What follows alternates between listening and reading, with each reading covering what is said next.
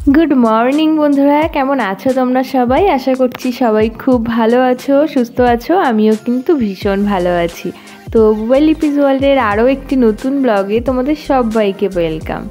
আজ হচ্ছে মঙ্গলবার আর এখন বাজে ঘড়িতে ঠিক 6:30।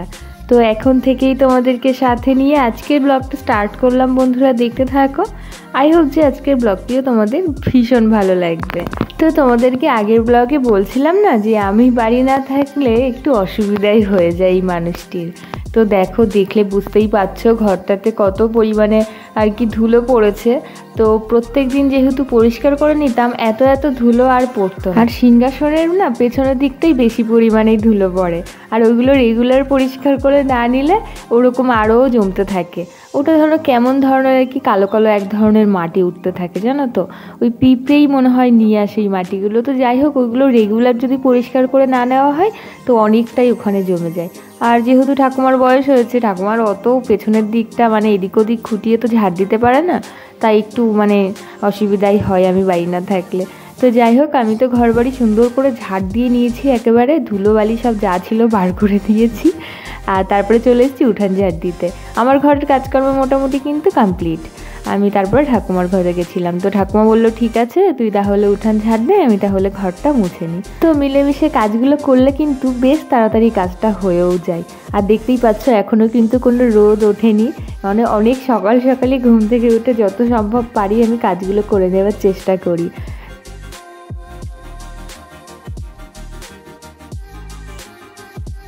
তো তোমাদের সাথে কথা বলতে বলতে দেখতেই পারলে এত বড় উঠোনটা এক নিমিষে ঝাড় দিয়ে ফেললাম। আর ভালোও লাগে আমার উঠোন ঝাড় দিতে, জানো তো। তবে একটু ধুলোতে প্রবলেম হয়, আর কি ভীষণ হাঁচি হয়। তো কি আর করা যাবে, ওই জন্য নাক চেপে চেপেই আর কি ঝাড় দিতে হয়। তো এই যে ঝাড় দেওয়া হয়ে গেছে, এখন যাব আর কি ঠাকুরের থালা বাসনগুলো মেজে ধুয়ে নেব। ও হ্যাঁ, আরও কিছু কথা আজকে তোমাদের সাথে বলার আছে। কথাগুলি হলো যেটি হলো আশেপাশের কিছু কিছু মানুষ আছে যাদেরকে না আগে দেখলে আমার খুব রাগ হতো, কিন্তু এখন দেখলে আমার খুব হাসি পায়। সেসব মানুষগুলো কেমন ধরনের হয় বলো তো? তোমরাও জানবে, তোমাদের আশেপাশেও এরকম মানুষ নিশ্চয়ই থাকবে, যারা কিনা তোমার দুঃখের সময় ভীষণভাবে সিম্প্যাথি দেখাবে, যেন তোমার জন্য কতভাবে তোমার আকাশ পাতাল এক করে দেবে। আর যখন তুমি একটু ভালো থাকবে তখন তাদের মুখের অ্যাট্রাকশান দেখলে না তুমি তখন নিজেই বুঝবে যে সে কেমন জ্বলছে। আর তারপরে তো ছেড়েই দাও, পরনিন্দা পরচর্চা যেটা করতে গিয়েই না নিজের পাতা ফাঁদে নিজেই পড়ে যায়। তো তাদেরকে কিভাবে এড়িয়ে চলবে সেটা আমি পরে বলছি। তার আগে দেখো, তোমাদের সাথে কথা বলতে বলতে কিন্তু আমার সকলের কাজকর্মও হয়ে গেছে। আমি স্নান করে চলে এসেছি পুজো দিতে। তো আজকে জানো তো চন্দন বাটার সময় এই একটা জিনিস বারবার মনে হচ্ছিল, যেটা আসল চন্দন কাঠ, তো ওই জন্য হাতের মধ্যে নিয়ে না ওয়েটটা মাপছিলাম। কেননা আসল চন্দন কাঠ ভীষণ হালকা হয় আর এটা একটু ভারী। আর চন্দন যত তুমি বাটবে তত ভালো সুগন্ধ বেরোবে। তবে এটা থেকে না কোনো রকম তো সুগন্ধ তো দূরের কথা, কোনো গন্ধই বেরোয় না। তো এমনি বাজারে কিন্তু অনেক রকমের কাঠ বিক্রি হয় চন্দন কাঠ বলে। তো যাই হোক, একটা চন্দন কাঠ আনতে হবে। আর চন্দন কাঠ খুব হালকাও হয়। তবে এটা আমার মনে হলো না চন্দন কাঠ, অনেকদিন ধরেই ভাবছিলাম যে একটা চন্দন কাঠ আনতে হবে। ওই আসল চন্দন কাঠগুলো না 250, 300 বা 450 মতন পড়বে হয়তো দাম। তো যাই হোক, আজকে চলো তোমাদেরকে সেই গীতা সম্পর্কে কিছু কথা আজকে তোমাদের সাথে শেয়ার করব। তো যারা গীতা পড়ো বা পড়তে চাইছো তারা কিন্তু এই গীতাটা পড়তেই পারো। কেন বলো তো? এই গীতাতে তুমি সমস্ত কিছু সুন্দরভাবে পড়তে পারবে। আর ওই যে শ্রীমদ্ ভাগবত গীতা, যেটা কিনা মায়াপুর থেকে সবাই সচরাচর কিনে আনে, ওটাতে সত্যি কথা বলতে অনেক বড় বড় করে লেখা থাকে এক একটা কাহিনী। তবে সেটা একদম আগামাথায় কিছুই বোঝা যায় না। তুমি যদি কিছু বুঝতে চাও, জানতে চাও, তবে তুমি এই ধরনের গীতা কিনে নিয়ে এসে তুমি পড়ে দেখো। তারপরে তুমি এটা দেখে যখন পড়ে বুঝে যাবে, তখন তুমি ওই ধরনের গীতাগুলো পড়লে কিছুটা হলেও সারমর্ম বুঝতে পারবে। তো যাই হোক, আমি দেখো এখানে গীতার প্রথম অধ্যায় থেকে শুরু করে শেষ অধ্যায় পর্যন্ত তোমাদেরকে দেখিয়ে দিলাম। 18টি অধ্যায় আছে। তো প্রত্যেক দিন তোমরা একটি করে অধ্যায় পড়বে, সাথে মাহাত্ম্যটা পড়বেই, পড়তেই হয়। প্রত্যেক দিন তোমাকে যে 2-3টে অধ্যায় করে কমপ্লিট করতে হবে তার কোনো মানে নেই। প্রত্যেক দিন তুমি একটি করে অধ্যায় পড়ো আর সাথে মাহাত্ম্যটা পড়ো। মাহাত্ম্যটা না পড়লে গীতা পড়ার কোনো মানেই হয় না।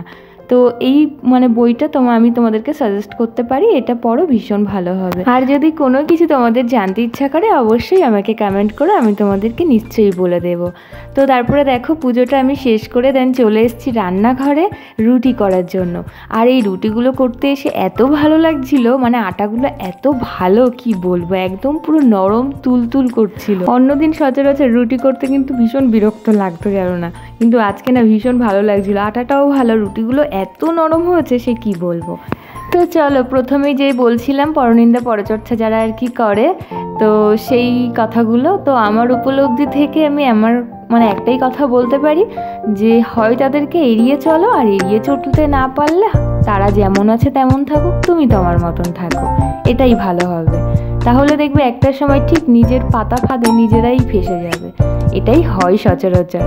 তো যাই হোক, এদিকে দেখো সমস্ত কাজকর্ম করার পরে সকালে টিফিনটা করার পরে কতগুলো শশা ছিল দেখলাম ফ্রিজে, তো ভাবলাম কি কেটে নিয়ে এসে রেখে দিই, একটু ঠান্ডা হলে খেতেও ভালো লাগবে।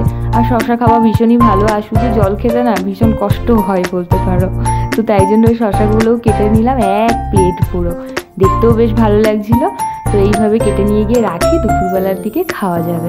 আর আমার না গ্যাসটাও শেষ হয়ে গেছে, ওই জন্য ছোটো সিলিন্ডারে এত রান্নাবান্না করা সত্যি সম্ভব না, যদিও দুটো পদ করতাম তবুও করলাম না ইচ্ছা করে। আর শরীরটা একটু খারাপ আছে, ওই জন্য বাড়ি থেকে দেখো আজকেও খাবার পাঠিয়েছে।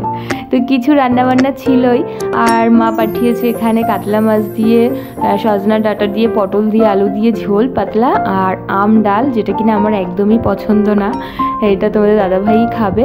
আর আছে মোচার ঘন্ট, শুক্তো, চিংড়ি মাছ দিয়ে লাউ, চাটনি, পাঁপড়, এইসব। তো যাই হোক চলো বন্ধুরা, আজকের ব্লগটি তাহলে এখানেই শেষ করছি। কেমন লাগলো আজকের ব্লগটি অবশ্যই কিন্তু জানিয়ে কমেন্টে, যদি ভালো লাগে অবশ্যই লাইক কমেন্ট শেয়ার, আর অবশ্যই সাবস্ক্রাইব করে আমাদের পাশে থেকো। দেখা হচ্ছে তোমাদের সাথে আবারও কোনো একটি নতুন ব্লগে। ততক্ষণ কিন্তু তোমরা সবাই খুব ভালো থাকবে, সুস্থ থাকবে, সাবধানে থাকবে। আর যদি পুরো ব্লগটি ভালো লাগে একটি লাইক করে দেবে। চলো বাই, টাটা।